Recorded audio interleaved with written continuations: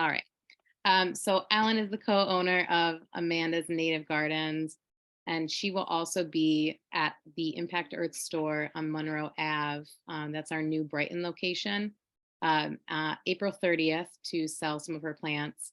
So we're really excited about that. That's how we first got chatting with her, and so that's going to be a really great event. Among many other things we're doing. Um, Among many other things we're doing for Earth Month, but I'm really excited to start that off here with this class. So I'm going to send it over to Ellen right now so she can start presenting. There we go.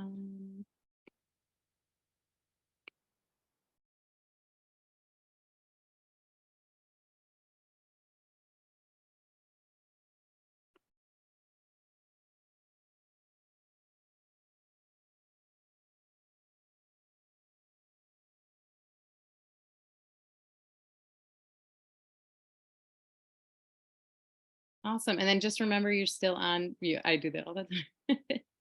Okay, can everybody see my screen now? Okay, so I want to first of all thank you very much for taking the time out of your day. If you're here, you must really care about the earth around you, and we need more people to do that. So planting native plants is a choice that I hope you'll make after seeing this presentation. And since you're already here, it's probably one you've already made. So let's talk about different plants we can use to attract pollinators. So first of all, what are the benefits of using native plants? And what I mean by that is not just benefits for you and me, but for the natural world around us. So imagine, if you will, what the area looked like before European settlers arrived. Wild plant and animals co-intermingling, the plants providing food for the animals pollinating the plants and moving seeds around. And then the Native Americans also played a large part in moving plants around and helping plants and using plants for different purposes, both for food and medicinal purposes. So it was a happy cohabitation that we can create again in our gardens.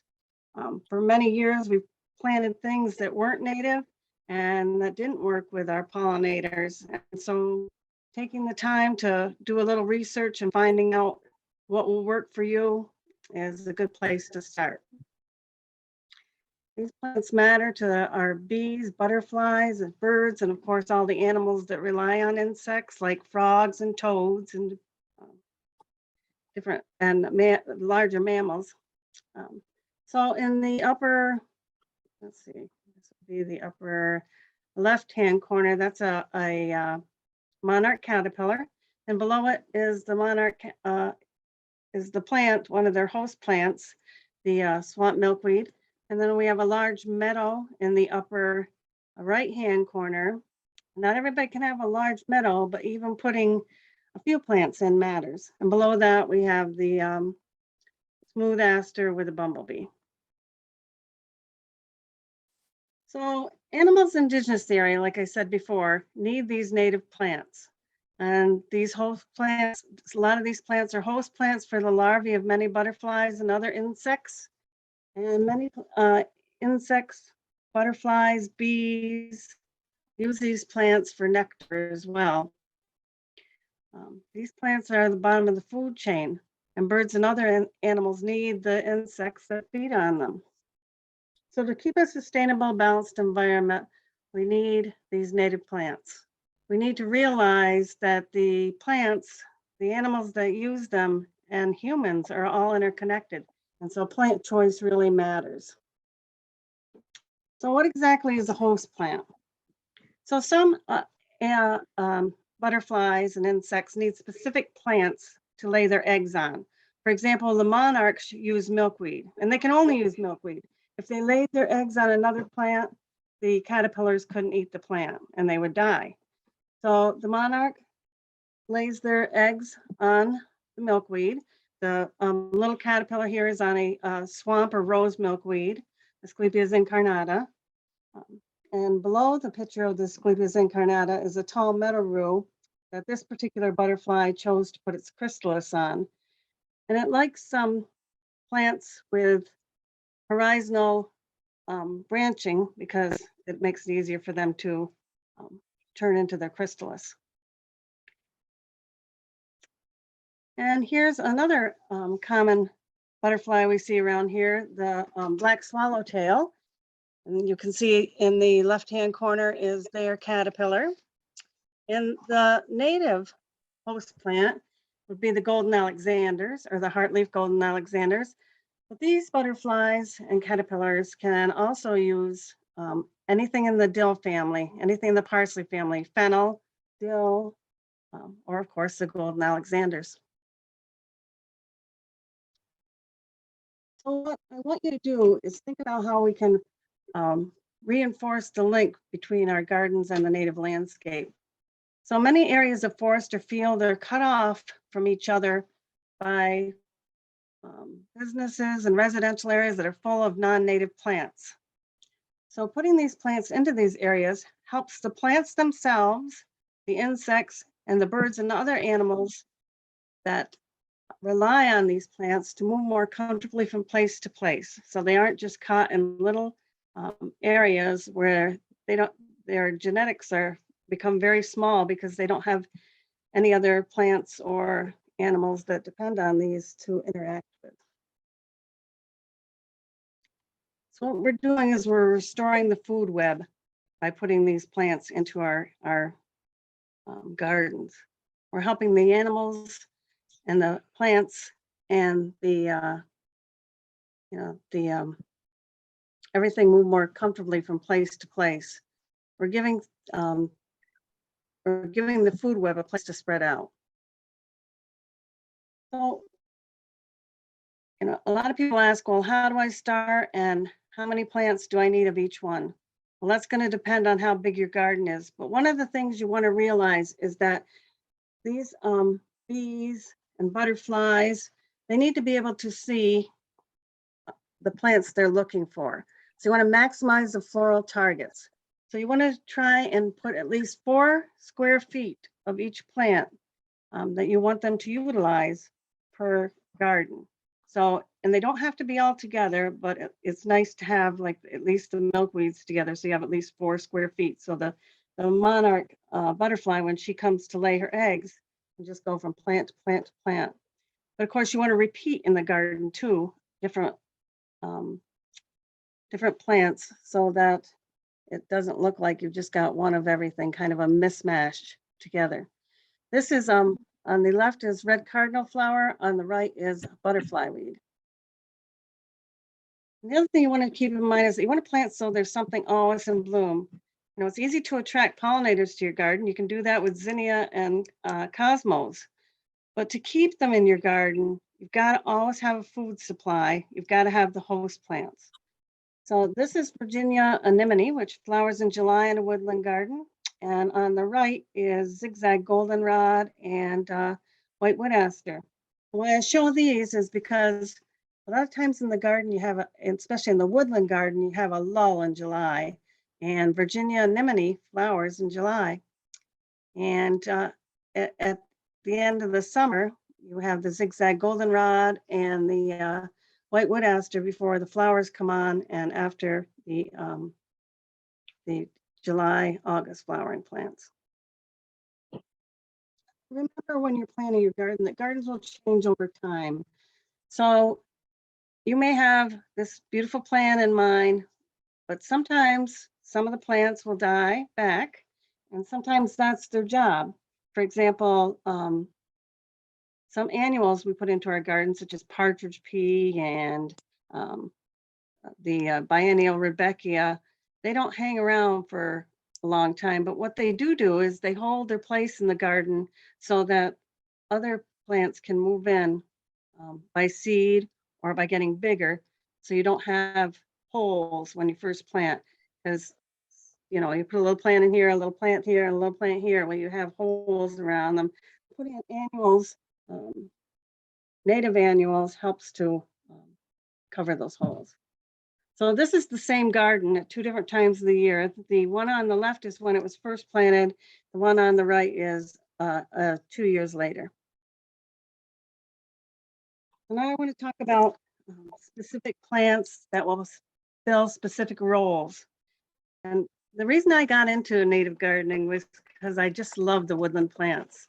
Um, they provide the pollen and the nectar in the early spring before the bursts of color later on in the summer. And a lot of these plants are utilizing the sun before the leaves come on the trees to complete their life cycle. So they come up and flower. Some of them have started flowering already, like skunk cabbage and spring beauty and hepatica are all starting to flower now. Uh, um, the skunk cabbage has been flowering for a while, but yeah, they provide that critical pollen and nectar in the early spring. So here's the moist shade garden at the nursery, including the Tyrrell in the front and golden groundsel behind that, and behind that is a phlox. So this is hepatica, and hepatica is starting to flower now. It really does come in all these colors. It's very fibrous rooted, so it will hold the soil in a garden, which is critical nowadays because it seems like our rains are heavier and heavier, and we really need our soil to stay in the garden. This particular flower doesn't provide any nectar, but it does provide pollen for different beetles and bees in the early spring. Rue anemone, this is one the deer don't like, which I know a lot of people have problems with. This one flowers in May also. It's starting to flower right now, budding up anyway, and it'll open within the next week or so. It flowers prolifically in April into May, and then sporadically throughout the summer as long as it doesn't dry up. Wild leek, which comes up in the spring with all these nice leaves in the upper right-hand corner. Then the leaves die down about June. It's totally gone. You can't see it. And then in the lower right-hand corner, you can see the flowers. They come on in July. Again, it's a woodland flower in July in your woodland garden. And then the picture on the left is the seed pods that form in September. And this is Jeffersonia, another woodland plant. It has these beautiful white flowers in May. And you can see the seed pod just starting to form on the flower and the on the left, about halfway down. And it opens up like a little pot. The top opens and then the seeds drop as the stem desiccates. And the interesting thing about a lot of our woodland plants is that they're ant dispersed. So the ants will come and take the seeds, eat fleshy appendages off them, which are full of limpets, and then plant the seeds. And Jeffersonia is one of these plants that are ant dispersed. And then you have these nice green leaves on the right for the rest of the summer. This is wild ginger. Generally, it's pollinated by beetles and flies because the flowers lay right on the ground. The brown flowers are on the right. And then you have these nice ground cover, which holds the soil, keeps the ground covered from the rains, and will also protect pupa of different insects. Foamflower, another excellent ground cover for your woodland garden. Turns bronze in the fall, and it provides pollen and nectar for all sorts of bees and flies. Woodland phlox flowers in May. It's a tubular shaped flower, which clear wing moths, hummingbird moths really love. So later on in the year, you'll see those moths on Monarda and lobelias, and in the spring, you'll see them on the woodland phlox.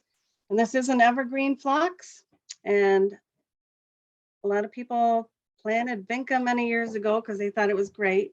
But tell me if you've ever seen a bee on a vinca. I don't think you have. So this is a great substitute for vinca, and it looks really good with the foam flower. Canada waterleaf can hold its own against many invasive plants. It has these long anthers. It's really frilly looking. It's an excellent ground cover for a moist area. One moment. Nicole, could you just mute yourself as well? I'm sorry, I can't do that on my end right now. Thank you. This is zigzag goldenrod, and a lot of people don't want to hear it when I say goldenrod, but this is a really nice goldenrod for the woodland garden. So it grows in fairly moist soil. It looks great with whitewood aster. It's an excellent ground cover. Bees and butterflies love the goldenrods, and the goldenrods are one of the most important plants for bumblebees that are going into um, hibernation at the end of the season, and for the monarchs that are traveling south. And this particular goldenrod, and all the goldenrods I'm going to mention here, aren't travelers. They're not going to take over your whole garden like Canada goldenrod. You don't want to ever plant Canada goldenrod. Well, I guess maybe if you had a huge field, but it'll grow on and on and on. You only need one. Red doll's eyes flowers in May and has these beautiful red berries in the fall. So you've got some woodland, some color in a woodland garden. Actually, it's not in the fall, it's in July when they start turning red. And this is a cutleaf toothwort. There's also two-leaf toothwort, and these are hosts for the Virginia white butterfly. So we've got a very interesting rootstock. And this particular plant is kind of interesting because it comes up and it flowers, well, probably starting in about 2 or 3 weeks. And then it goes totally dormant by June. So it's totally gone. So it gets out, comes up, does its thing while it can still get light before the leaves come on the trees, and then it goes dormant. And it's a host plant too, so it's kind of cool. So it's like having two gardens in one. Like you can plant this with like whitewood aster. This comes up and does its thing, and then whitewood aster does its thing in August. Perfolate bellwort flowers about the same time as our trilliums. They're both in the lily family. Perfolate bellwort and marybells, the great bellwort or great marybells, both flower in May. And then they have these nice round plants that look like miniature bushes, like on the left, throughout the summer. It's a really clean, neat looking plant. The seeds come ripen in August, and again, it's distributed by ants. Wild geranium, when people ask me what the one plant I would plant in my wildflower garden, if I could only plant one plant, it would be wild geranium. And the reason being is because it stays neat all summer. You have these beautiful lavender flowers in the spring, usually for about 3 weeks. It flowers a long time, and it attracts a lot of bees and butterflies. It's really kind of a neat plant, really hardy plant around here. And wild columbine, you've got to have wild columbine because this is one of the first plants that the hummingbirds use when they come back. And they have long spurs because our hummingbirds have long beaks. It's not a long-lived plant, but it produces a lot of seeds. So if you have holes in your garden, this will happily fill in for you. White doll's eyes. Again, this one flowers in May, but the berries become ripe in September. So you have, again, a good 3-season plant. Black cohosh gets up about 2.5, 3 feet tall and about as wide, and then sends these lovely white spires up in July. So again, in a woodland garden, you've got these beautiful white spires. I have them right outside my kitchen window because it's an entomology plant project waiting to happen. It's always covered with all kinds of bees, flies, beetles. It's really attractive plant. I always ask people know what these are. They're May apples. Another excellent plant. It's a really nice ground cover. Has these big white flowers in May, the umbrella-like leaves throughout the summer, and then the apples in the fall. All parts of this plant are poisonous until the apples become ripe, usually at the beginning of September and October, but you can tell when they're ripe because they smell like pears. Smells really good. Of course, if you want fritillary butterflies to host in your garden, you need violets. And these butterflies actually lay their eggs in the fall. Um, and then the caterpillars either will climb on the leaves then, and then overwinter as caterpillars. So it's kind of cool. Folts Solomon seal, another excellent ground cover, but it does get up about a foot tall, foot to 2 feet tall. Beautiful white flowers in May, and then the red berries in the fall. Blue wood aster, because you need asters in your garden. Blue wood aster flowers very late, September, October, sometimes into November. And it's a very pretty plant as well. And it provides leaves as a ground cover in the spring for some of your early flowering plants. Blue stem goldenrod, again, another good woodland goldenrod. Doesn't travel like Canada goldenrod, stays put and produces high quality pollen and nectar for our pollinators.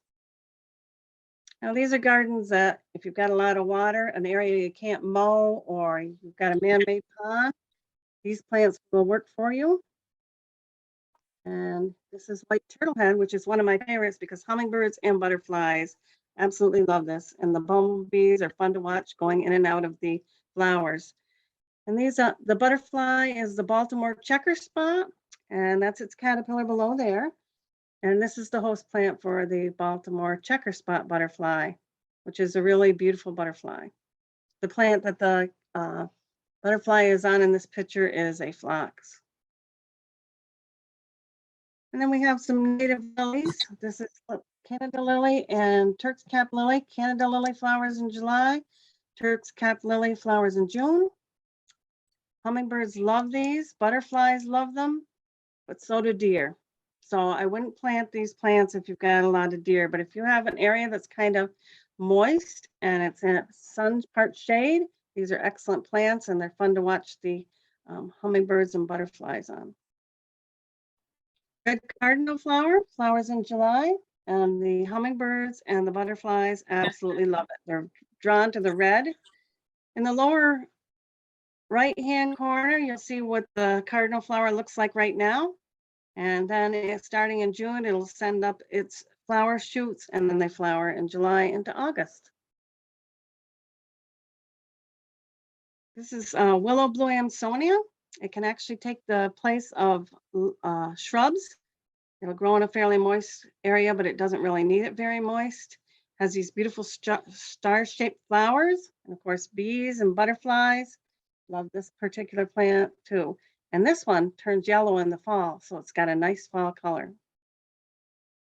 Joe Pieweed, one of my personal favorites, because it is so versatile. You can plant this in standing water, in full sun, standing water in full shade, in a drier area, in the sun, drier area in the shade, and it'll just grow to different heights. So it can achieve its 8-foot height if the soil's fairly moist and it's in full sun, or it stays shorter if it were in full sun in a drier soil. But it attracts a lot of beneficial insects. And these are insects that will take care of your aphids and mealybugs, whiteflies, things like the minute plant bug and assassin bugs, lacewings. Really nice plant. Blue flag iris. This will grow right in standing water. It can't tolerate really dry soil, but if your soil's got a lot of organic matter and it's moist soil, this one does really well. Hummingbirds, butterflies, and bees all love it. Golden groundsel. So if you've got an area alongside the road that you spend time mowing or weed whacking, this is the plant for you. It only gets about 6 inches tall. Flowers in June with these nice yellow flowers. Then the flower stems just kind of fall over. You don't have to worry about deadheading it. And then you've got the evergreen ground cover for the rest of the year. And this is one of our milkweeds. This one is swamp or rose milkweed. It doesn't need a moist soil. It can grow in ordinary garden soil.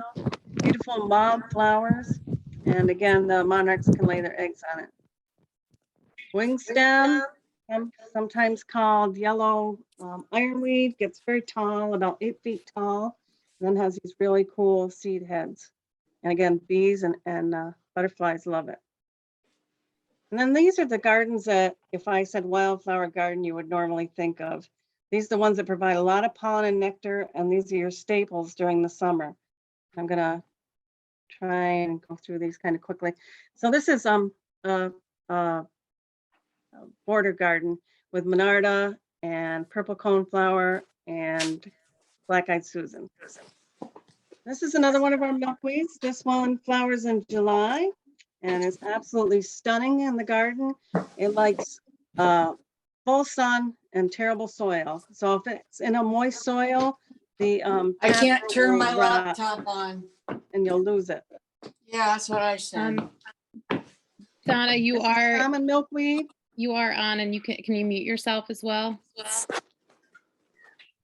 Thank you. Okay, go ahead. This is common milkweed. Don't put this in your garden unless you have a very large area because it has long ropey roots and it'll go on and on and on forever. But if you do have room for it, it smells like spice. And again, it's the host plant for the monarch caterpillar. And its hyssop attracts a lot of bumblebees. It's usually covered by bumblebees. And our native bees are very important for pollination. So any way you can attract them to your garden. I always like to, if there's children around, I like to always show them the anise hyssop and show them how the bumblebees are very docile and you don't really need to be afraid of bees. We carry 3 different mountain mints at the nursery. So if you come out, ask if you can smell all the mountain mints. If I don't already ask you, because usually that's one of the first things I ask people if they want to smell the mountain mints. They all smell different. Different people like different mountain mints. This particular one has white with a purple dots on it, on the flowers. And these are pollinator magnets. And they have the name mint in them. So some people think they're gonna spread. They're not. They behave themselves. The short tooth mountain mint is the one that spreads the most, but it only gets about 3 feet around. New England aster, again, besides the goldenrods, our asters are very important for bumblebees and the butterflies when they're saving up their strength for the travel to the south or to go into diapause and hibernation. This is 2 goldenrods that we recommend. We carry 3 or 4 different kinds of goldenrods besides the woodland ones I talked about before. This is showy goldenrod and stiff goldenrod. They both are excellent in bouquets and they both attract a number of beetles, flies, bees. And again, they're one of the primary foods for the monarch when they travel south. Tall boneset is always covered by butterflies and bees. The gorgeous plant flowers very late. So remember, you always want to have something in bloom because you want to have food in your garden for the pollinators. So this one flowers usually the middle of September into October. Gets up about 3 feet tall and about as wide, and it's just a really lovely plant. And if you're going to put a meadow garden in, I recommend that you use some of the grasses because these help hold up the perennials. Remember, they all go together in a natural area, and they need support once they get flowers. And these also are host plants for a number of different skippers and moths, and they provide the structure. They also provide seed heads for the birds in the fall. Prairie smoke, this is a nice ground cover. So I always tell people they need ground covers too in all their gardens because we don't want bare soil to be lost to the rains and water. Pussy toes is a host plant for our American painted lady butterfly. And so as soon as we have our pussy toes out there and the butterfly starts laying her eggs, we see the caterpillars all over our plants. So a lot of people buy the plants with the caterpillars right on them. They have these beautiful white flowers that persist through June, and then they die back and you have the nice ground cover. So what you want to do, you want to make sure that you provide pollen, nectar, and host plants for all of our pollinators. Again, pollen, nectar, seeds, and cover help make a habitat. And the biggest advantage, I think, of having the native plants right outside your door or right in your landscape is that you get to be in nature every day. You can walk out the door and see who's on the plants, what bees are out there. And there's a number of different kind of bumblebees. I'm no expert, but I'll tell you, I've got a guide of all different kinds of bumblebees. I don't think a lot of people realize how many different kinds of bumblebees there are. And of course, butterflies attract a lot of butterflies and flies and beetles. And of course, our hummingbirds, and then our songbirds, which feed on the insects. And there's a little chickadee on sumac. Of course, I want to stress too that a lot of the host plants for our butterflies are trees and shrubs. So you're going to want those in your landscape too, and you should stick to native plants as well. So we're the ones that we've been waiting for. We're the ones that we can make a difference. I mean, we're the ones that planted all those burning bush and barberries and daylilies and other things that they Bradford pears that our pollinators couldn't use. So we're the ones who can make the difference. So how do we know we have success? When you've got native flowers and grasses that function like a natural system with diverse food and shelter for hosts of bees, butterflies, and beneficial insects, a healthy garden that will ensure a sustainable, balanced environment. And that's the end. Thank you so much, Ellen. So we're going to transition to soil health and soil composition. It shouldn't be too long. And if you happen to need to leave, we are recording this. And if you had a question for her or myself, you can put it in the comments, and we're going to do some questions after my little talk. And then we're going to be sending this to everyone as well. So I just wanted you all to know in case anyone does have to leave a little early. So just let me get my screen ready.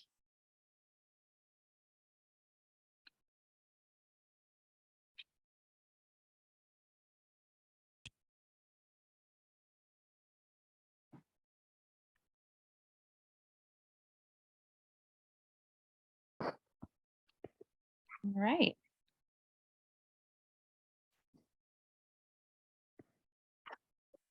So soil composition and compost health is what we're going to be talking about. So quick overview, and we'll just do a briefest of introduction, soil composition, compost versus soil, and then maintaining some tips for maintaining a healthy lawn or healthy lawn, garden, all of it. So Impact Earth, we are a zero waste behavior change company. So what that really means is while most people know us for our composting, and we service compost for residential and commercial customers in Monroe and Ontario County, and a bit outside as well. We really are, our main passion is creating behavior change for customers and just the community itself.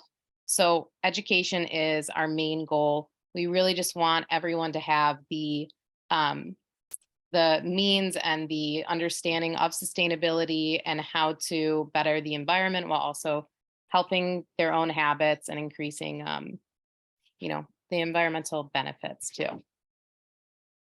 So we'll just get right into soil composition. So what does soil consist of?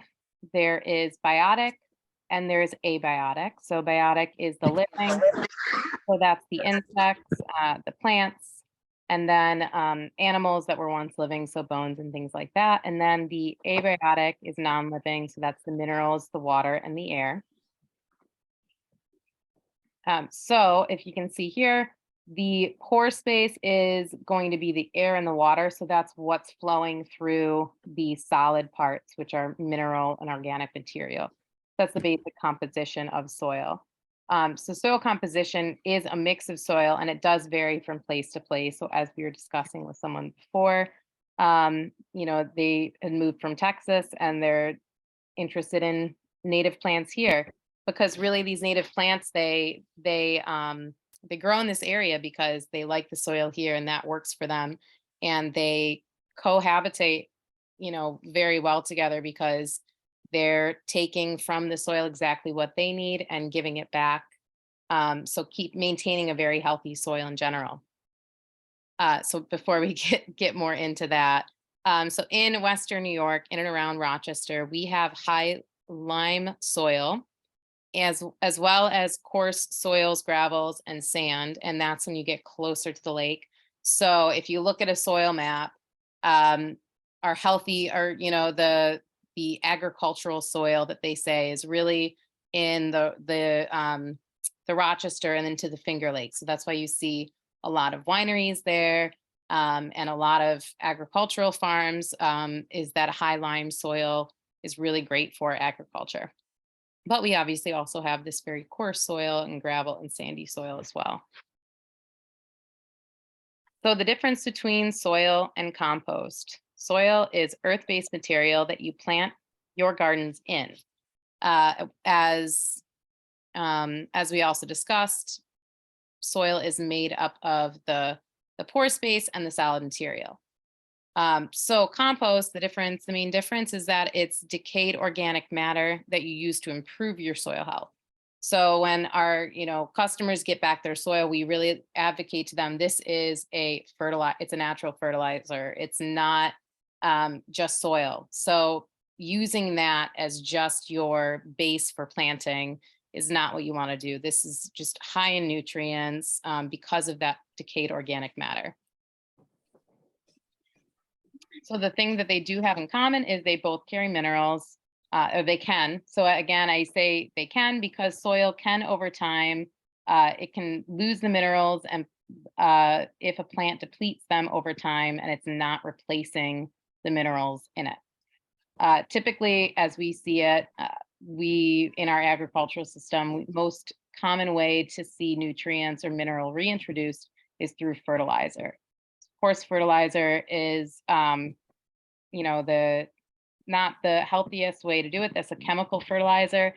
So the biggest problem with that is that it's a very short-term fix to the nutrient depletion. So whereas compost can stay in the soil longer, it's a natural way to be introducing the minerals back into the soil.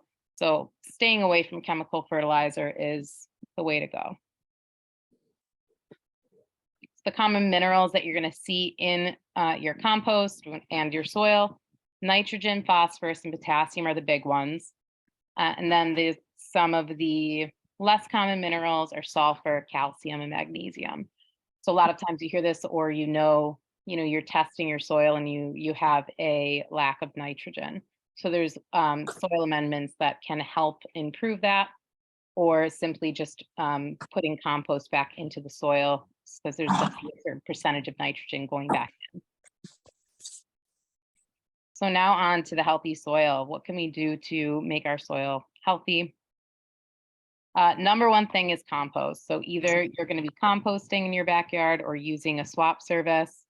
That can help you by having compost yourself. You're making your own compost.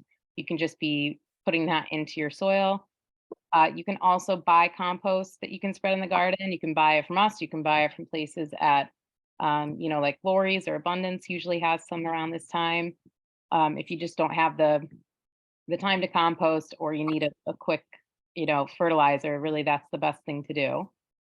And then you can enrich your garden with compost once a year if you need it.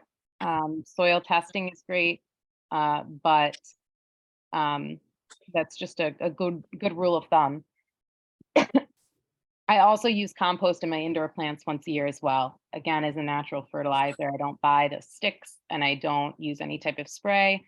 I like to just give them some compost, and then every once in a while just change out the soil, and again I split it with some compost. The other thing to do for healthy soil is use native seeds and planting native plants. There's a reason, again, I was saying in the beginning, there's a reason that they grow well here and are happy here, and the rest of the environment loves them because they're really meant to be planted in our soil.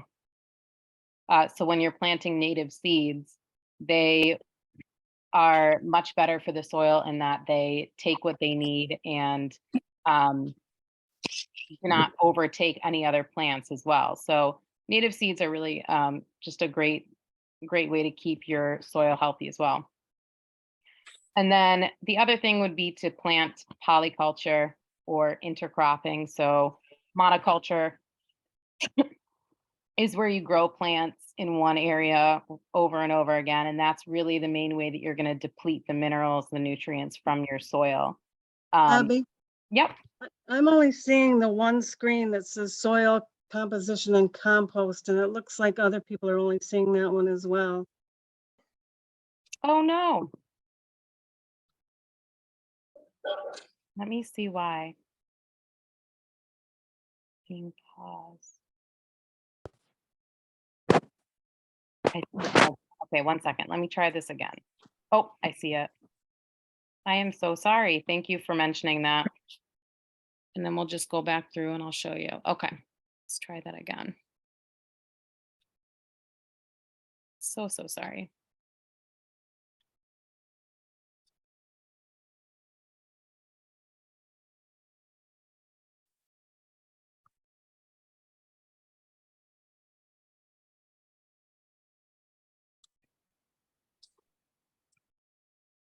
Okay, where was the last last one?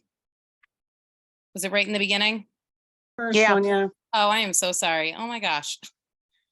Okay, so went over biotic and abiotic. So insects, animals, plants, and minerals, water, and air. This was the chart to show the pore space and the solid parts. So minerals are 45%, organic matter is 5%. And then we have air and water at pretty equal at 25%. So those are the porous, just meaning they move around and create that space from the solid. And then we have the difference between our soil and our compost. You can see that visually, the big difference between soil and compost. Compost is super, super dark because it's strictly just decayed organic matter, and just being eaten away by worms and microorganisms. And that's basically just your food scraps and yard waste just turning right into compost. And then we have, what do they have in common? So that's minerals. So minerals can be depleted from soil, whereas compost is made up of that nutrient that we can then add to the soil. So while it is in both of them, it can be depleted from soil. And then here is our common minerals. So the big ones are nitrogen, phosphorus, and potassium. And then the less common ones are sulfur, calcium, and magnesium. So these are the things that you're looking out for when you have your soil looks, just doesn't seem healthy to you, or your plants aren't growing as well. Testing your soil is a good thing to see what it might be lacking. Stop. All right, and now we're here to the healthy soil. This is where I was at. So like I said, a really good thing is just to enrich your soil with compost every year at least. It's just a good rule to check on that every so often. And then use native seeds. Native plants love to grow here, so keeping them and reintroducing, using them more often is great for your soil as well. And then planting polyculture, which means that you're either mixing around your plants in your garden, or you can change up the area that you grow it each year. So you might have your tomatoes growing in one spot, you can move them to a different location. And that's just helping your soil not lose some of the nutrients that a tomato plant will take from there. You're just rotating that out. But you can, a great example that many of you might already know are the Three Sisters from Iroquois and Cherokee. So growing beans, squash, and corn all together. it's just a great representation of how plants and the soil collaborate to create a very, healthy environment. So they're supporting each other by the corn supporting the beans, and then but the same thing with the roots, sharing the space down below, and the soil is staying the equal balance of minerals that it needs as well.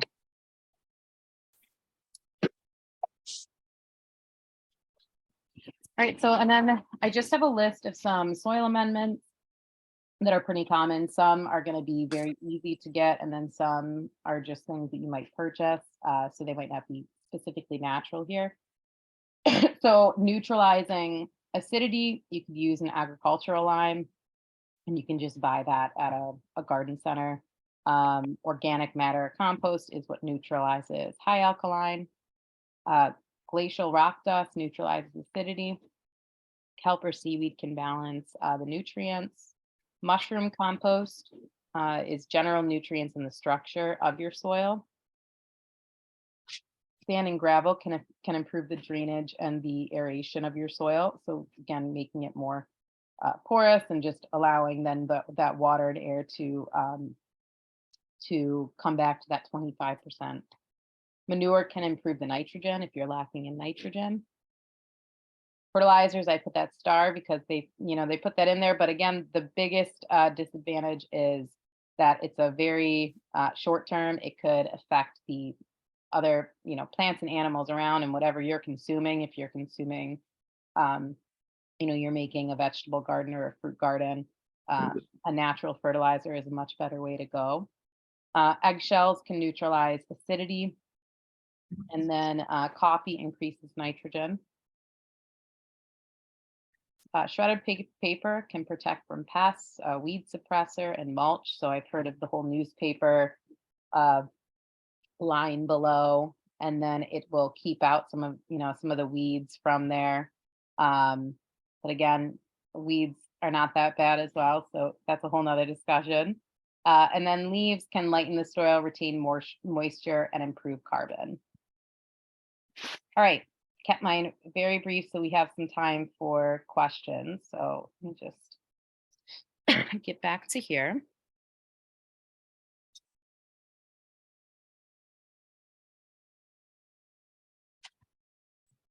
All right, I'm looking in the comments to see if there's any. No. Just to answer kind of the Doug's question, we are going to be, typically when I do these presentations, I record them, and then I'll send them to you via email from the Eventbrite, but I also will post them on our website at some point too. So you're gonna have access both ways to these. Does anyone have any questions for Ellen or I?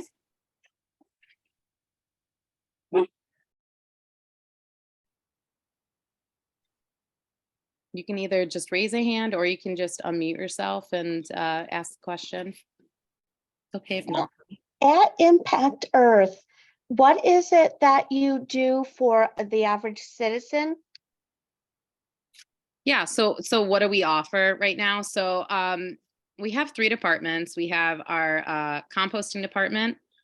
So we basically, you can, if you use our service, you can fill up a toter with food waste and other compostable items, and then we'll either pick it up at your house every week or bi-weekly, or you can go to one of our locations and you can swap it out.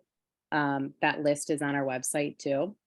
So that's one thing that we offer. Our education, we do a mix of trainings. So we do some sustainability trainings, a lot of compost education. And we offer them to businesses, but we also do free events. So we like to have a few free events a month. We do have a puppet show that we host at our Monroe Ave location it's like first or second Saturday of the month. It's really fun. They're always sustainability themed. So it's local wildlife, teaching the kids about a sustainable theme for that month. So we do that. We try and work with some other groups to do hands-on crafts. So if you look on our website, we have an amazing list of Earth Month classes specifically. And then we have our lifestyle department. So that is That's the one that I mentioned with the store. So we have 2 stores, one at Eastview Mall and one at the in Brighton, Monroe Ave. They're both on our website. And we basically sell, we don't have any plastic in our store, so we are trying to sell items that can be composted after. We have local places that are local businesses that we sell their items as well. So we do have like foods and snacks and things like that. If you see a bag, like a clear bag, those are all compostable bags as well. So we just try and then we will be having a small bulk section at our Monroe Ave location too. Is the Monroe Avenue location where Ellen will be selling plants on April 30th? Yes, thank you for saying that. So we have that on our website if you need to see details of that. But April 30th, I believe from 10 a.m. to 2 p.m., she will be there tabling or selling her plants. So it's 1458 Monroe Ave is our new store location. That we just got that in January, so it's very new to us. And we're very excited. Yeah. Well, this is not to do with anything, but the neighborhood that's right behind you on Monroe Avenue, I just happen to live there. So I know it is heavy clay soil. Oh, there you go. So if you ever want to do any kind of little program for people with heavy clay soil, that's the people to target. Yeah, that is that's good to know. I have a question for Yeah. Ellen. Yep. I understand that the native plants are for a particular region. I wonder if there's any generalization you can make for the size of the region of plants that you've talked about tonight. Oh, we only grow plants that are native to the northeastern United States, and they're all ones that will grow here. Not all of them are native here, but we can tell you which ones aren't. So for example, our yellow wood poppy is an excellent plant, grows really well here, and the pollinators love it, but it is not naturally native here. And the same with the green and gold, which is a very nice ground cover. Again, that's not native here. I think it's native in Ulster County, but there's no historical records of it being native here in Livingston or Monroe County, but it does grow here. So it depends how technical you want to get. If you want to find out what will grow, what is historically recorded as growing in your county, you can go to the New York Floral Atlas. It's a website, and you put your county in, and it'll list all the plants that grow there. And you have to look in the column where it says native or not to see if they are native, because of course a lot of plants naturalized. So that's one way to find out, and it's fairly accurate. I don't know if that answers your questions. Thank you.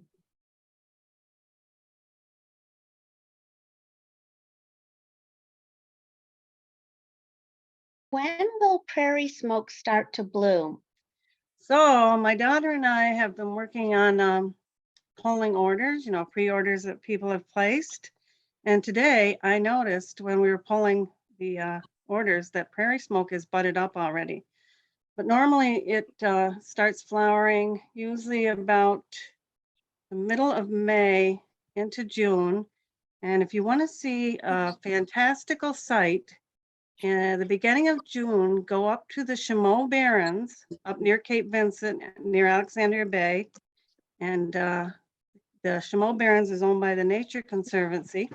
And you'll see huge stands of prairie smoke. It's stunning. There's also yellow lady slippers. There's phlox, I think it's subulata up there. There's wood lilies. There's Canada anemone, and they're all in bloom at the same time. Ragwort, it's gorgeous up there in June. You go up in August, because it's an albarbarian with very thin soil. It looks like almost like the desert. All that's green is the junipers and the lichens on the rocks. It's amazing place. All right, I have two. So Jessa asked, but the New York Flora Atlas only bases natives on herbarium species, Right, right. right? So things could be native, but just not recorded. That's correct. So I know for a fact that coptis grows in Livingston County because I've seen huge stands of it, and I think it's been there for a very long time, but there's no record of it.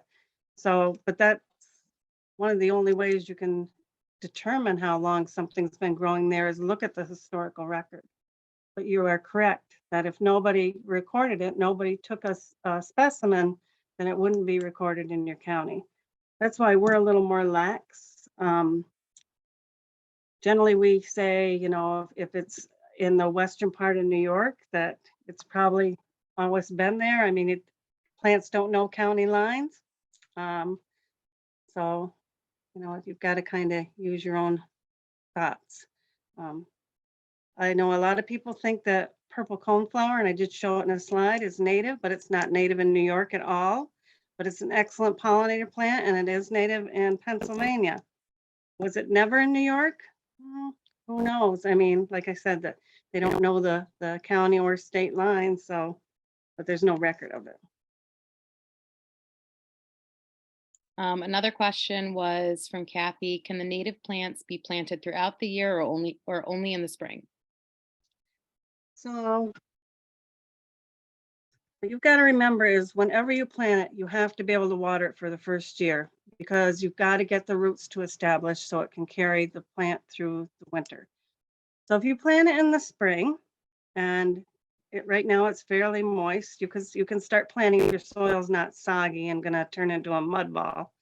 I would wait another week or so, or maybe 2 weeks till it's a little drier. Hi. Now I lost my train. But yes, so you can and you can water it through the summer if it doesn't establish before then, because it's got to consistently rain. We're looking at 10 days now of zero precipitation theoretically, because that's what the newscaster said tonight. And if it doesn't rain for 10 days, then it's going to get dry towards the end of it. And so if you planted, you might want to give something a little water. You can plant in the summer. Our plants are all in pots. You can plant in the summer, but again, you're gonna need to water to get them to establish. Now, if you ask me what the best time to plant was, I'd tell you September. And why would I tell you that?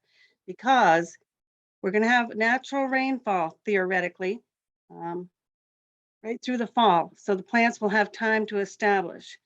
The root system doesn't stop growing until the ground freezes solid. So your plants are getting established in the fall. And weed seeds tend not to germinate in the fall. So plants can become established without having competition from weeds. So especially for things that bloom in the spring, like bloodroot, trillium, trout lily, spring beauty, anything that needs to get established in the spring is better planted in the fall. But again, spring is an excellent time to plant, but for things that don't go dormant by June, if it starts getting hot and dry, you've got to hit them with water every once in a while. Not every day, not every week even, just when we don't have rain for long periods of time, like last August. Yeah. So you'd want to give them a good drink once a week when that happens.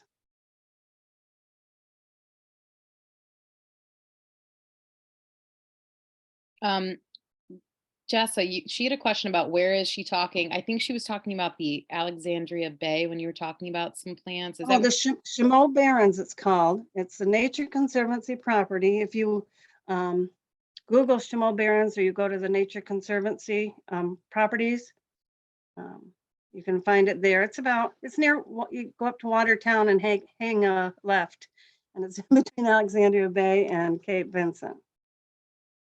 Or yeah, I think it's before Cape Vincent, but that's where it's near. awesome? Are there any more questions? I have a question. I don't know, I have laryngitis. Can you hear me? Yes. Um, I get a little confused. I know when I studied botany in graduate school and so forth, the teacher mentioned something about introduced plants, non-native. Right.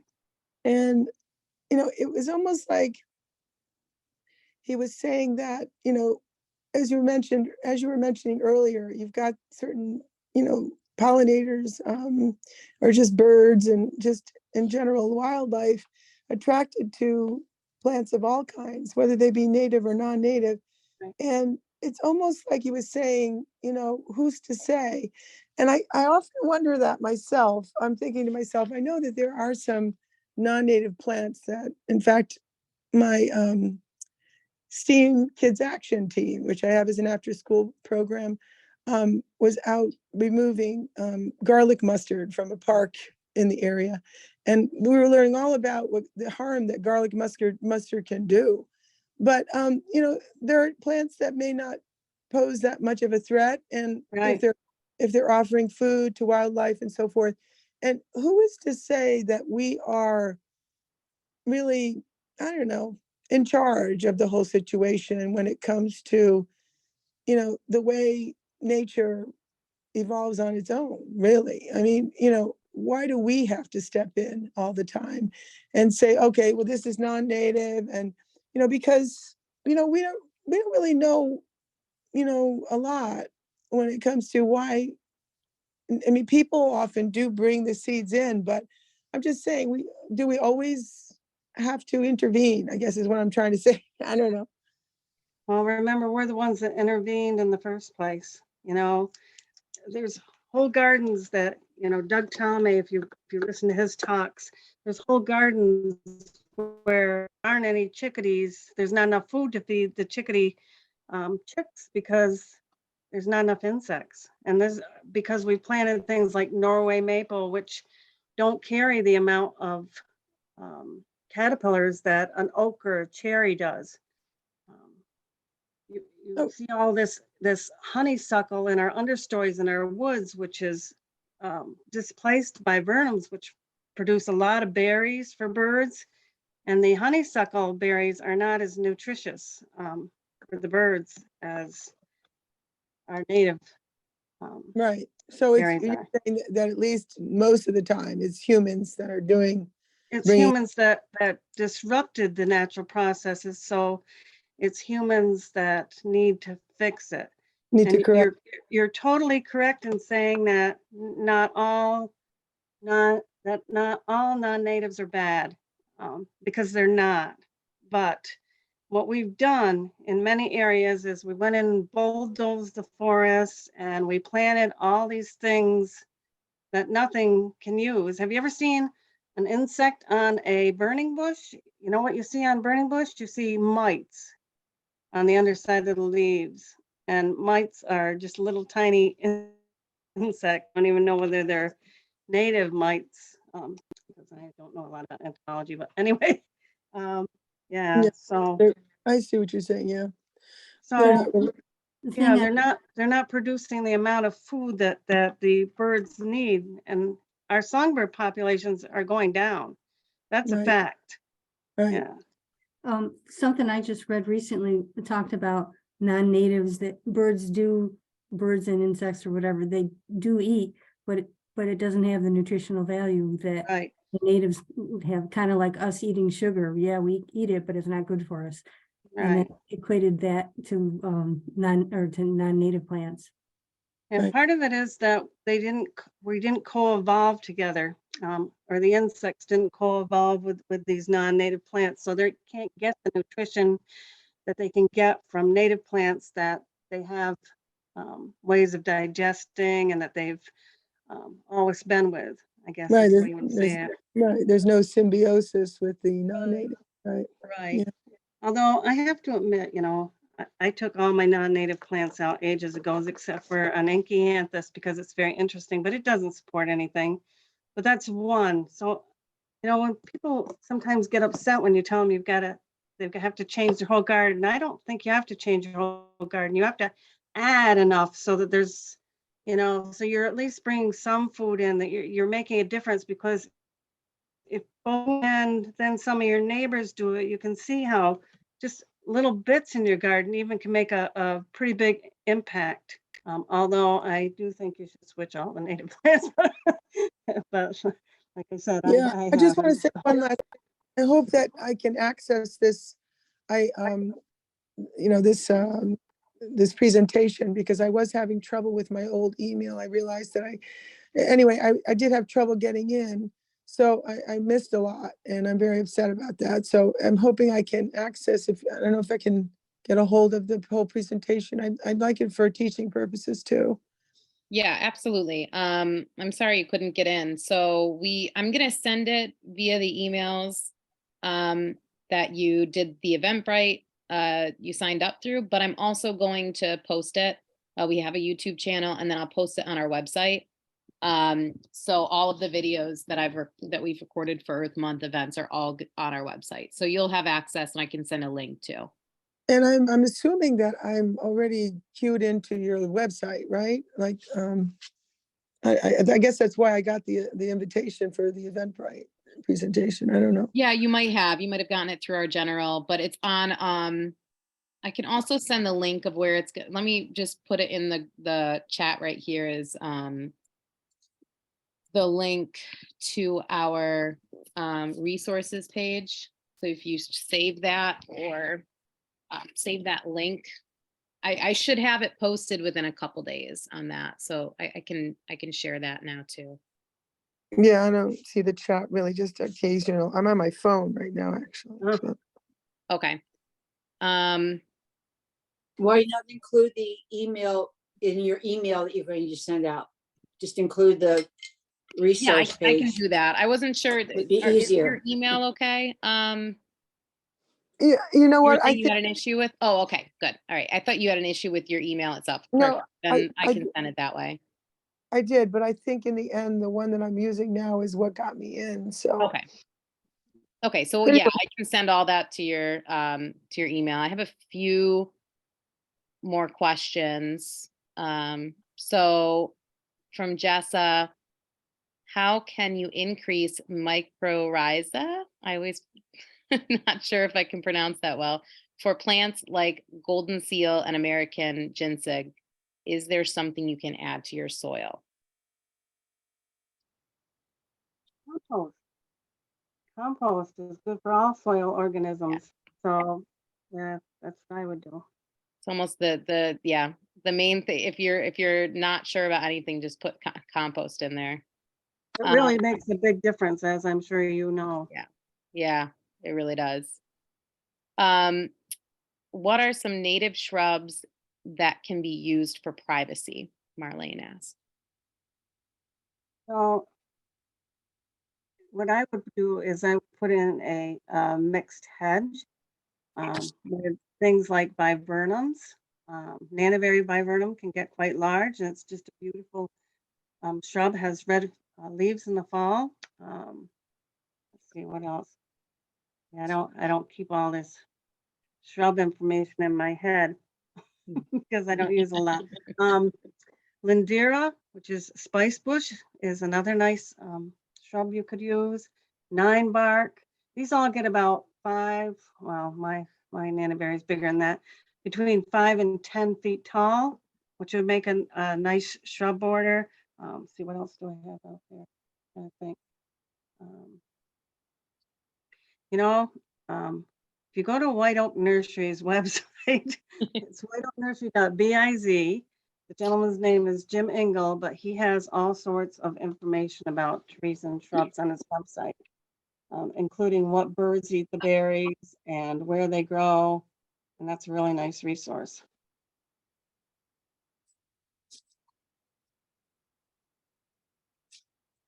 Any other questions?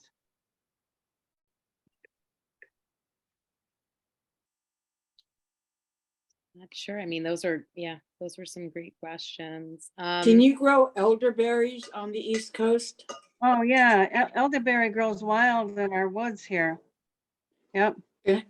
That's a Can really humans consume them? Can humans consume them? Are they I know the birds love them, but how Yeah. about humans? My mother used to make elderberry pie, so I know they can, but she had a difficult time getting all those seeds out of there. She used to put them through a sieve. It's a little bit of work. Yeah, okay, thank you.